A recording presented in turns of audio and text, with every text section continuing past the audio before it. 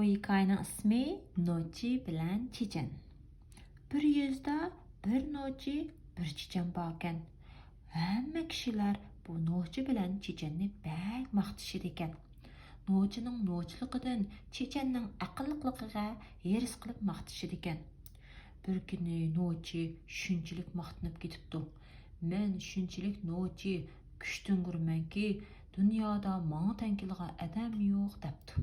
Chechan buning toz qayil bo'lmabdi. Shuning bilan Chechan bo'lsa Nochi bilan musobaqa tushishni jar solibdi. Shuning bilan oxiri Nochimi buni qabul qilib ikkisi musobaqaga chiqdi. Nochi debdi-da. Degina, sen nima desang men shuni qilaman. Sening fikringcha bo'lsin, debdi. Chechan noydim aqlli ekan.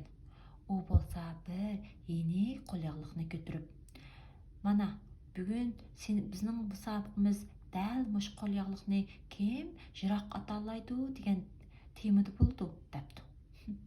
Buni anlagan Nochi kulib ketibdi. Qo'lyaqliq bugun mush qo'lyaqliq bilan mening mushu kuchtingur belikimni sinmoqchimisan? Debdi-da, qo'lyaqliqni ilib bir etibdi ekan. Shunchalik yaqin yerga tushib qopti. "Voy", debdi Nochi. To'xta, hisob emas, debdi. Ikkinchi qatim qo'lyaqliqni ilib shunchalik kuchab bir etibdi ekan. Oranlam bir chamdam jiroqlikdagi yerga tushib qopti. Xalqlar, butun ko'rayotgan xalq tomoshabinlar bo'lsa, ha deb kulishib ketibdi. Navbat Chechanga kelibdi. Nochi debdi-da, qara, men degan shunchalik kuchli turib, buni shunchalik ossam, bu uruq avoq mendimi jiroq yerga ataladimi? Bo'ldi, ansirma, debdi. O'lmagan yerdan Chechan bo'lsa qo'lyaqliqning ichiga bir toshni soldi-da, piqirtib bir etibdi ekan. Uning qo'lyaqliqi Nochining qo'lyaqliqidan shiroq yerga ketibdi.